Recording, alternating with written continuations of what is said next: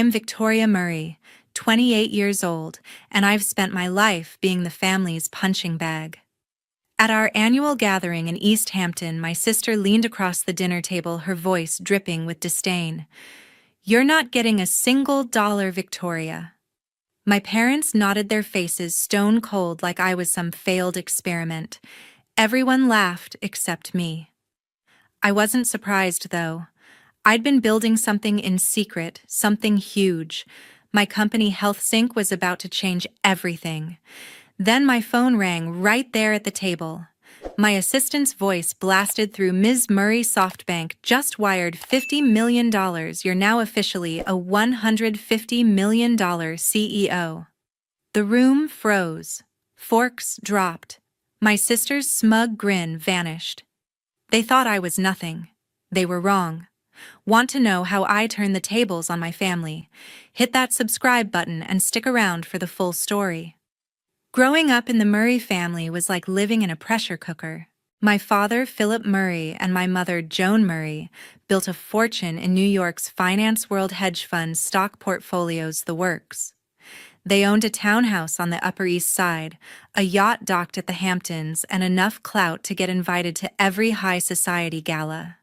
Their pride and joy was my sister Courtney Murray, a 32-year-old finance whiz who could charm a room and crunch numbers like a machine. She was their golden child, the one they paraded at charity events and boardroom dinners. Me, I was the odd one out, the 28-year-old who didn't fit their mold. From as far back as I can remember, Courtney and I were never close. She had this way of looking at me like I was a stray dog who'd wandered into her perfect world. When I was 12, I built a model of a heart monitor for a science fair. It won first place, but at dinner, Courtney smirked and said, "Cute toy, but it's not like you're saving lives." My parents chuckled, and my mother said, "Honey, focus on something practical like Courtney's internships." That stung, but it wasn't new. Every time I mentioned my passion for medical technology, they'd roll their eyes or change the subject. My father once told me, "Finance is legacy, Victoria. Your gadgets won't keep the family name alive." By high school, I was used to it.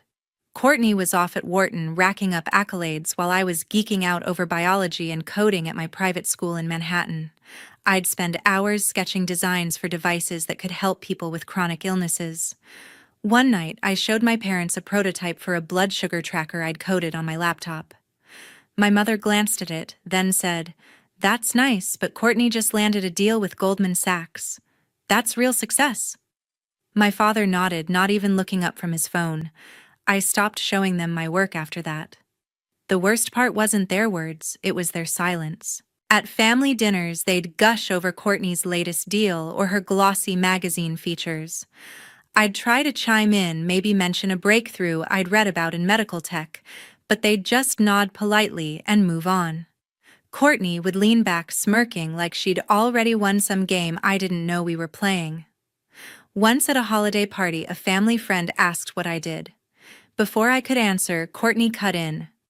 "Oh, Victoria's just tinkering with her little tech projects." Everyone laughed.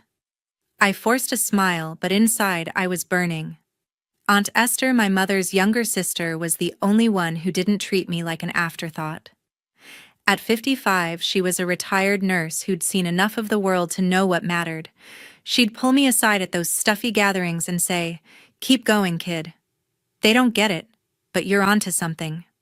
Her words kept me sane. She'd tell me stories about patients who struggled with diabetes, how a device like the one I dreamed of could have changed their lives. That fueled me more than anything. By the time I left for Stanford, I'd learned to tune out the noise. My family thought I was chasing a pipe dream, but I wasn't doing it for them. I was doing it for the people who needed what I could build. Still, every phone call home was a reminder of how little they thought of me. My mother would ask, "When are you going to get a real job?" My father would say, "Courtney's running circles around you, step it up." And Courtney. She'd just send me links to her Forbes interviews, no comment needed. Looking back, those years of being sidelined built a fire in me. I wasn't just fighting for my company, I was fighting to prove I wasn't invisible. Leaving for Stanford in 2015 was my escape hatch. At 18, I was done with the Murray family's judgment, ready to carve my own path. I majored in biomedical engineering, diving headfirst into a world of circuits code and human physiology. My professors saw something in me, a spark maybe, and I graduated in 2019 with a 4.0 GPA, top of my class. But when I called home to share the news, my mother's response was a distracted, "That's nice, honey. Did you see Courtney's feature in the Wall Street Journal?" My father didn't even pick up. Courtney sent me a text. "Congrats, I guess. Don't expect a parade." I didn't. I was used to their indifference by then. After graduation, I stayed in Silicon Valley. The tech scene was electric, startups popping up, ideas colliding, people betting big on the future. I wanted in. My dream was to build something that could change lives, not just bank accounts. I'd been obsessed with diabetes management since Aunt Esther told me about her patients struggling with clunky monitors and endless doctor visits. So I started sketching out HealthSync, a device that used AI to track blood sugar in real time and sync it with a patient's phone. It wasn't just a gadget, it was a lifeline for people who felt trapped by their condition. By 2020, I was all in. I rented a tiny apartment in Palo Alto, lived off instant noodles, and poured every cent of my savings into HealthSync. I coded late into the night, taught myself machine learning, and cold-called engineers to join me. Most hung up, but a few believed in the vision. My first hire was a brilliant data scientist who'd worked at Google. We built a prototype in 6 months, a sleek device that could predict blood sugar spikes before they happened. When we tested it with a local clinic, patients cried tears of relief. That's when I knew we were onto something real. I called home once, hoping maybe they'd care. My mother answered, half listening. "Sounds risky," she said. "Courtney just closed a $10 million deal. Why don't you try finance?" I hung up fuming. Courtney's deals were their benchmark for success. My work was just cute. My father emailed me a week later, "Focus on something stable, Victoria. You're not Courtney." No kidding, Dad. I didn't want to be. The next year was brutal. I pitched to dozens of investors, facing rejection after rejection. Too niche, they'd say, or medical tech's a tough sell. But I kept going. Aunt Esther sent me $5,000 from her savings, her way of saying she believed in me. That money bought us a second prototype. By 2022, HealthSync had a small but loyal user base, and we caught the eye of a venture capital firm. They invested $2 million, enough to hire a team and scale up testing. Patients were calling it a game changer.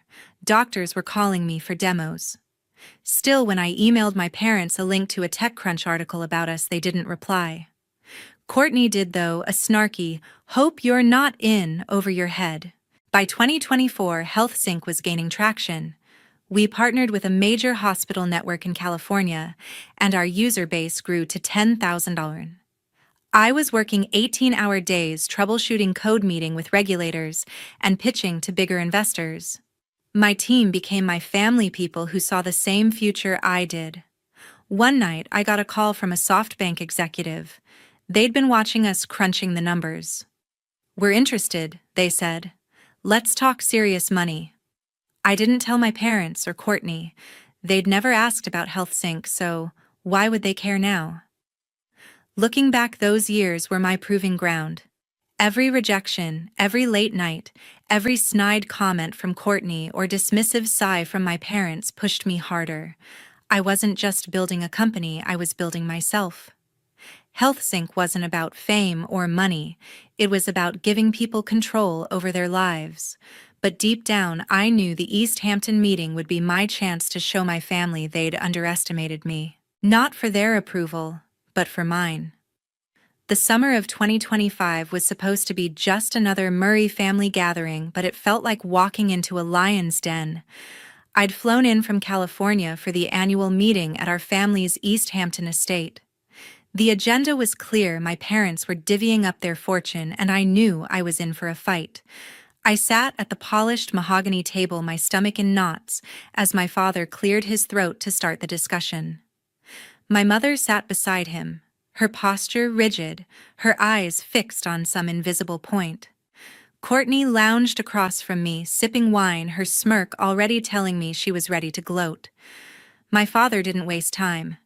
"We've decided how to divide the estate," he said, his voice clipped like he was addressing a boardroom. "Courtney's proven herself. She's built a name in finance, a legacy we can trust. You, Victoria, haven't shown that kind of stability." My mother nodded, her lips pursed. "Your tech projects are a gamble," she added. "We can't risk the family's wealth on that." The words hit like a slap, but I held my ground, my jaw tight. I'd spent years building HealthSync, pouring my soul into it, and they were dismissing it like it was a hobby. Courtney leaned forward, her eyes glinting. "Let's be real, Victoria. You're not cut out for this. Stick to your little gadgets." Her laugh was sharp like a blade, and a few cousins around the table chuckled along. I felt my face burn, but I didn't flinch. Aunt Esther, sitting quietly at the end, gave me a small nod, her way of saying, "Don't let them break you." I clung to that, but the room felt like it was closing in. My parents' decision wasn't just about money, it was a public declaration that I was less than Courtney, less than their expectations. I tried to speak up. "HealthSync isn't a gamble," I said, keeping my voice steady. "It's helping thousands of people already. We're saving lives." My father cut me off. "Numbers don't lie, Victoria. Courtney's firm manages billions. What's your company worth?" "A few thousand," Courtney snorted, swirling her wine. "Exactly. You're playing with toys while I'm running the show." My mother chimed in.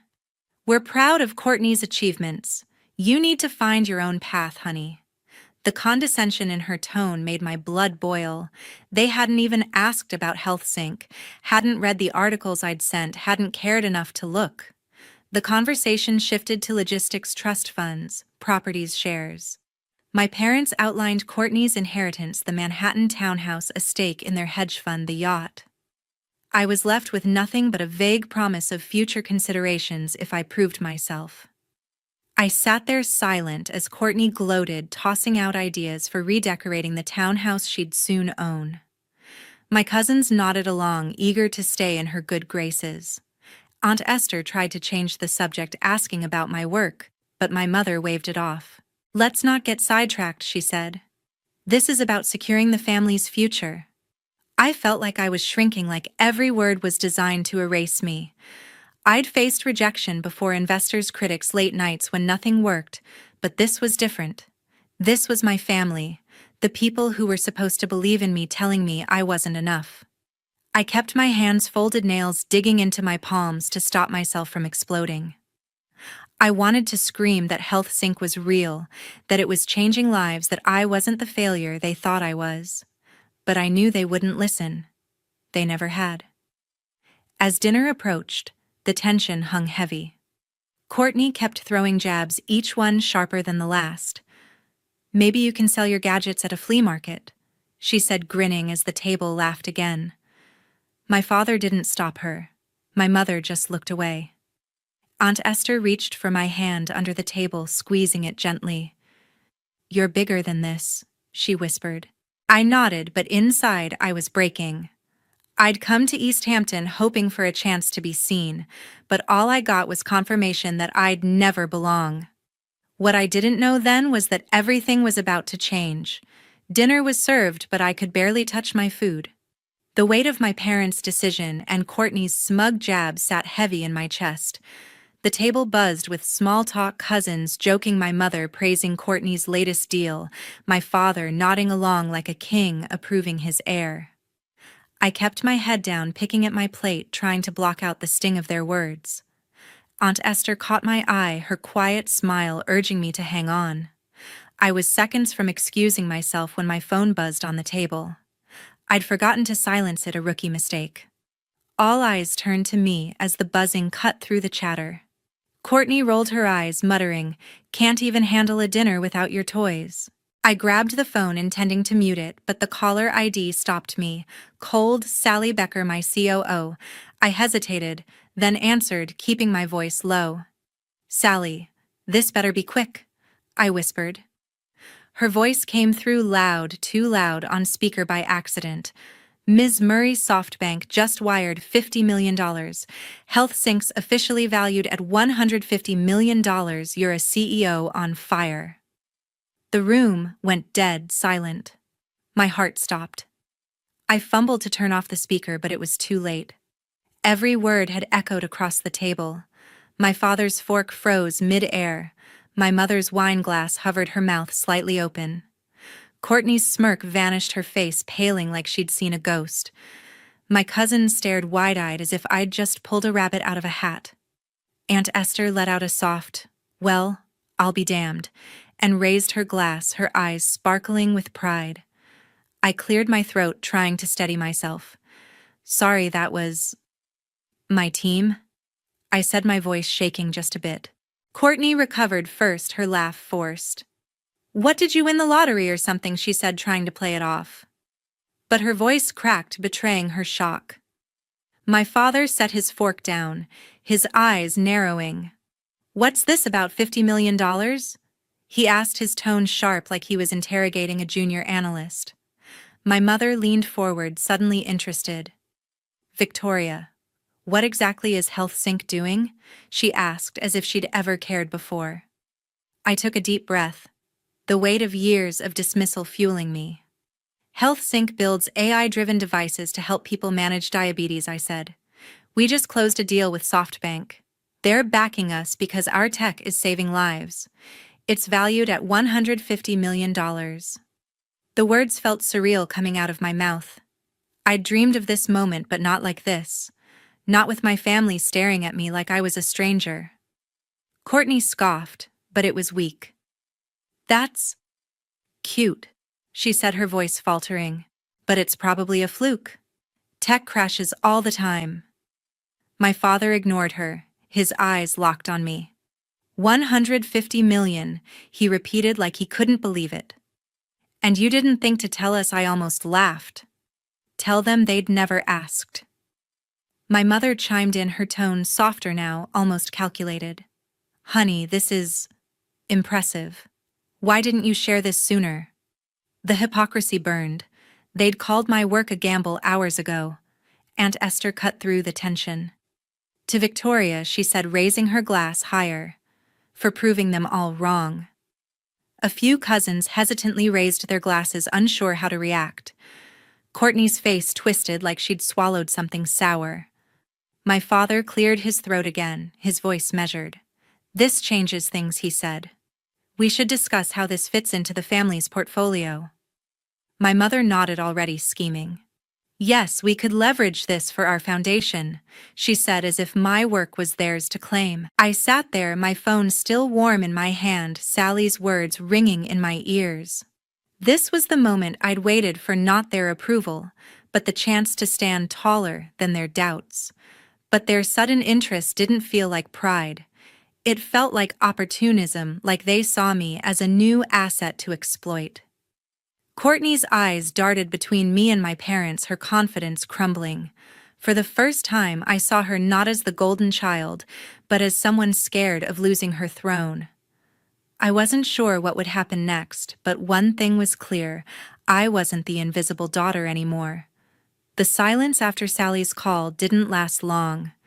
As the shock wore off, my family's gears started turning, not with pride, but with calculation. My mother was the first to pivot, her voice suddenly warm like she'd rehearsed it. "Victoria, this is a game changer," she said, setting her wine glass down. "We should sit down and discuss how we can support HealthSync." Support, the word felt like a bad joke. Hours ago she'd called my work a gamble, and now she was acting like my biggest fan. I didn't respond, just stared at her, letting the hypocrisy sink in. Courtney jumped in next, her tone sharp but laced with a fake smile. "You know, I could feature HealthSync in my next investor pitch," she said, leaning forward like we were suddenly partners. "My firm's got connections, Wall Street, Silicon Valley. I can get your little startup some real exposure." Her words dripped with condescension, as if my company needed her to succeed. I clenched my jaw, remembering every time she'd dismissed my work as a toy or a pipe dream. Now that money was on the table, she wanted a piece of it. My father, ever the strategist, saw dollar signs. This valuation changes the equation, he said, his voice calm but commanding. We should bring HealthSync into the family's investment portfolio. I'll have my team draw up terms to integrate it with our hedge fund. Integrate, he meant control. The man who'd never bothered to ask about my company now wanted to stake a claim. I could see the wheels turning in his head. HealthSync wasn't my achievement to him. It was a new asset for the Murray Empire. Even my cousins, who'd laughed at Courtney's jabs earlier, started chiming in. One suggested a family branding campaign to tie HealthSync to the Murray name. Another asked if I needed strategic advice from their consulting firm. It was like watching vultures circle. They didn't care about the patients using my device or the lives we were saving.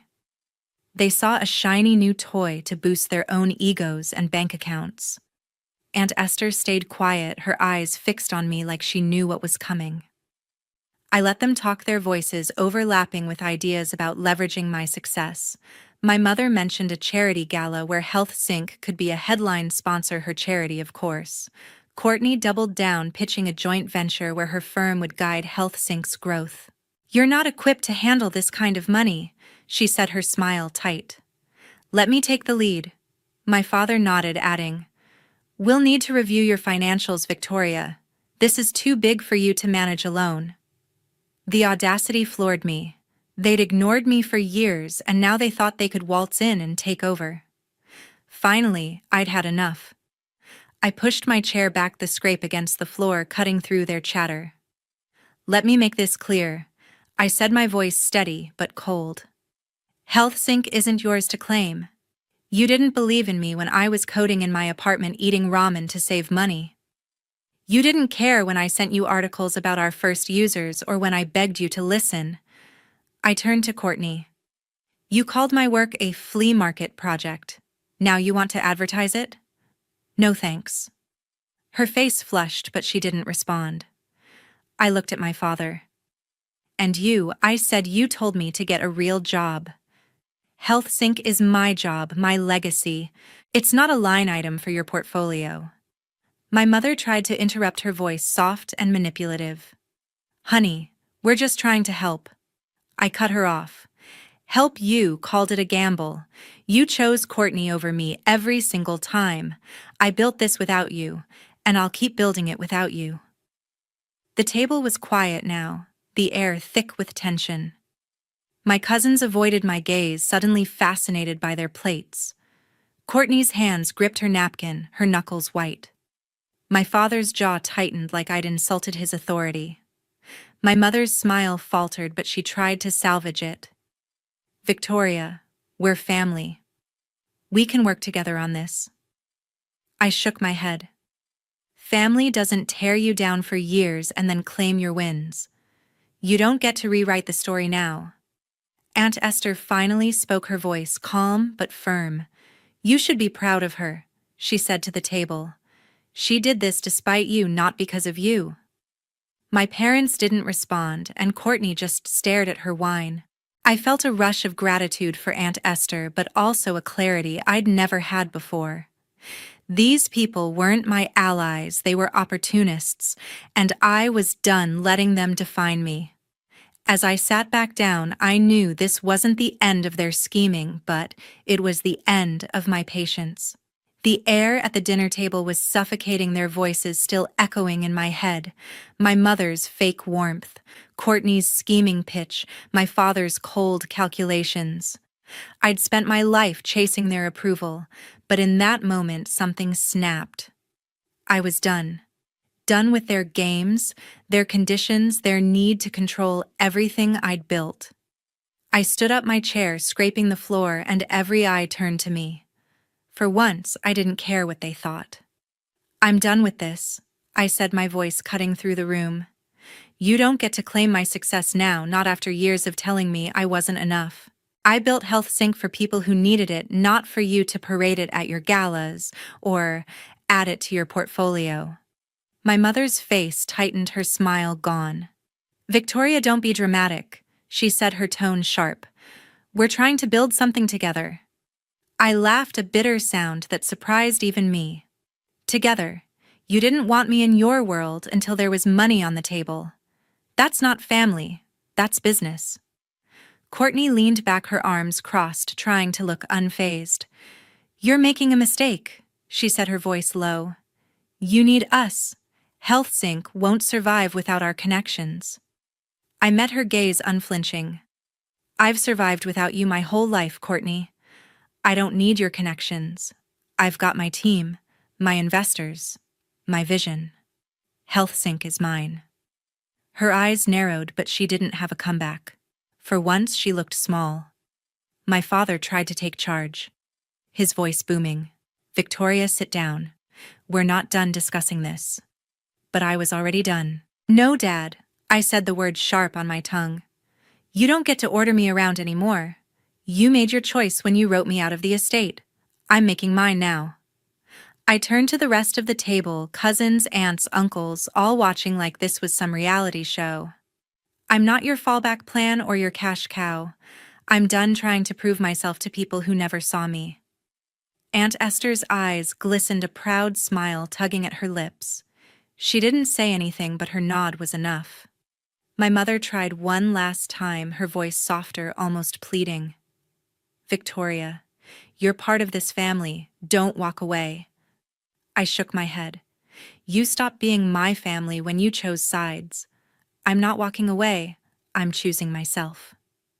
With that, I grabbed my phone and my bag, and I walked out. The sound of the heavy door slamming behind me felt final, like a chapter closing. I didn't look back as I left the East Hampton estate. The drive to the airport was a blur, my hands gripping the wheel, my mind racing. I called Sally from the car. We're moving HealthSync, I told her. Seattle. It's a fresh start, away from all this. Sally didn't hesitate. I'm in, she said. The team will follow you anywhere. Her loyalty grounded me, a reminder of the family I'd built, one that believed in me without strings attached. Seattle made sense. It was a tech hub far from the New York finance world that had suffocated me. HealthSync needed room to grow, to focus on our mission without my family's shadow looming over us. By the time I boarded my flight, I'd already emailed our lead investors about the move. They were on board, excited about the new direction. I spent the flight sketching out plans, new hires, expanded R&D partnerships with Seattle's medical research centers. For the first time in years, I felt free, like I was finally running towards something instead of away. Leaving wasn't easy. A part of me ached for the family I'd wanted, the one that cheered you on, not the one that kept score. But I knew staying would mean losing myself to their expectations. Aunt Esther texted me as I landed. You did the right thing, kid. Keep shining. Her words were a lifeline, but they also reminded me of what I was leaving behind. Not just the estate or the money, but the hope that my parents or Courtney would ever see me for who I was. As I stepped off the plane in Seattle, the weight on my chest lifted. HealthSync wasn't just a company, it was my proof that I didn't need their validation to succeed. I was starting over, not because they'd pushed me out, but because I'd chosen to walk away. The road ahead wasn't clear, but it was mine. 6 months after leaving East Hampton, I stood in a Seattle conference room facing a sea of reporters and flashing cameras. HealthSync was no longer just a startup, it was a movement. Today, we were announcing our expansion into Europe, with partnerships lined up in London, Berlin, and Paris to bring our AI-driven diabetes monitors to millions more. Sally stood beside me, her steady presence a reminder of the team that had become my real family. As I stepped up to the podium, I felt a surge of pride, not for proving my old family wrong, but for building something that mattered. Thank you for being here, I began, my voice clear and steady. HealthSync's mission has always been about empowering people to live better lives. Our devices have helped over 50,000 patients manage their diabetes with confidence, and today, we're taking that mission global. We're launching in Europe next quarter, partnering with top hospitals to make real-time health monitoring accessible to all. The room buzzed with questions, but I kept going. This isn't just about tech. It's about hope. It's about giving people control over their health no matter where they are. The reporters ate it up, scribbling notes and firing off questions about our tech, our timeline, our impact. Sally handled the numbers, breaking down our $50 million SoftBank investment and our $150 million valuation with the precision of a seasoned COO.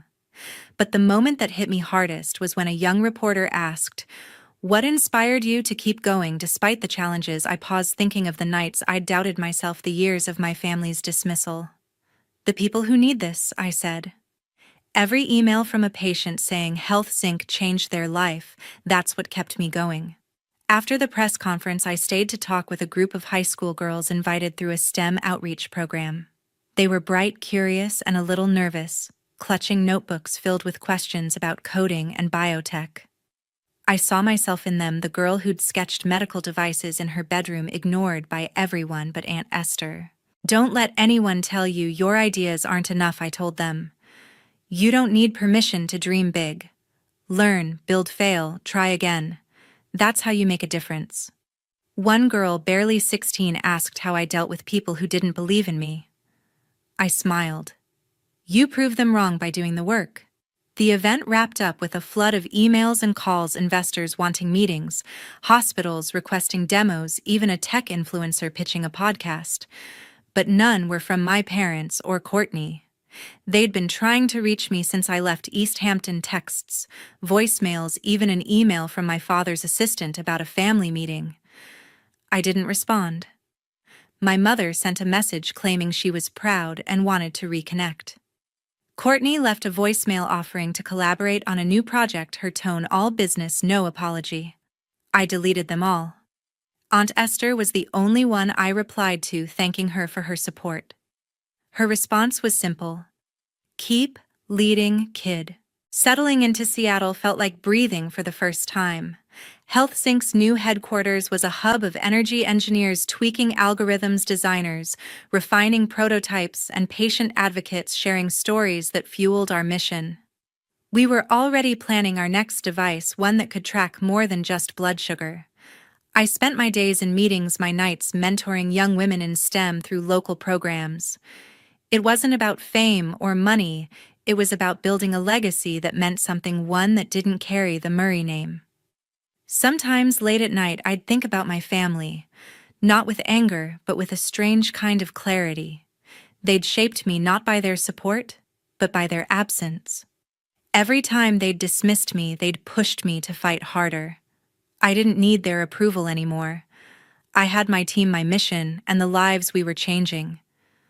Seattle was my home now, not because of the city, but because of the space I'd carved out for myself. As I looked out over the skyline from my office, I knew this was just the beginning. It's been a year since I walked away from that dinner table in East Hampton, and I've learned more about family than I ever thought possible. Not the kind you're born into, but the kind you choose. I used to think family was about blood, about shared names and shared wealth, but I was wrong. Family is the people who see you, who believe in you, even when you're not sure you believe in yourself. For me, that's Sally, my team at HealthSync, and the patients who write to us every day saying our work gave them a second chance. That's the legacy I'm building, one that's mine, not tied to anyone else's expectations. Looking back, I don't regret leaving. It wasn't just about escaping my parents' control or Courtney's constant need to one-up me. It was about realizing I didn't need their validation to know my worth. Every time they dismissed me, called my work a gamble, laughed at my dreams, they pushed me to fight harder. I built HealthSync from nothing, not because they supported me, but because they didn't. That's the irony. Their doubt became my fuel. It drove me to create something that's now saving lives across continents, from Seattle to Stockholm. I think about Aunt Esther often. She was the only one who saw me not as a disappointment or a rival, but as someone with something to offer. Her texts still come short and simple, always ending with "keep shining." I keep them in a folder on my phone, a reminder that one person's belief can be enough to carry you through. As for my parents and Courtney, I haven't heard from them in months. Their messages stopped after I ignored their attempts to reconnect. I don't know if they're angry or just embarrassed, and honestly, I don't care. I've let go of the need to fix them or prove them wrong. My energy is better spent elsewhere. HealthSync is growing faster than I ever imagined. We've expanded to 5 European countries with teams on the ground, training doctors and patients on our devices. Last month, we hit a milestone: 100,000 users worldwide. Every number represents a person, a parent, a kid, a teacher, who can live without the constant fear of a health crisis. That's what keeps me up at night, not anger toward my family. I'm working on a new project now, a device that could monitor multiple conditions at once. It's ambitious, but so was HealthSync when I started sketching it in my dorm room. To the girls out there dreaming of STEM, or anyone who feels like they're not enough, don't wait for someone to hand you permission.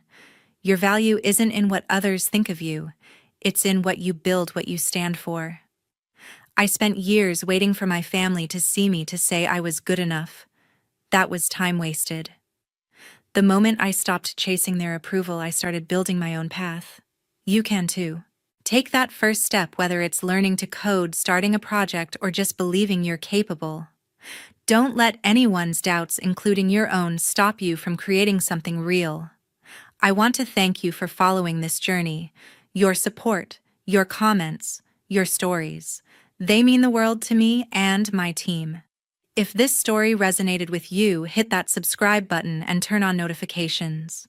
We're sharing more about HealthSync's mission, the tech behind it, and the people it's helping.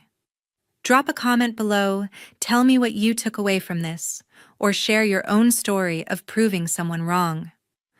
I read every single one, and they inspire me to keep going. Let's build something bigger together. This isn't the end of my story, it's just the start of a new chapter.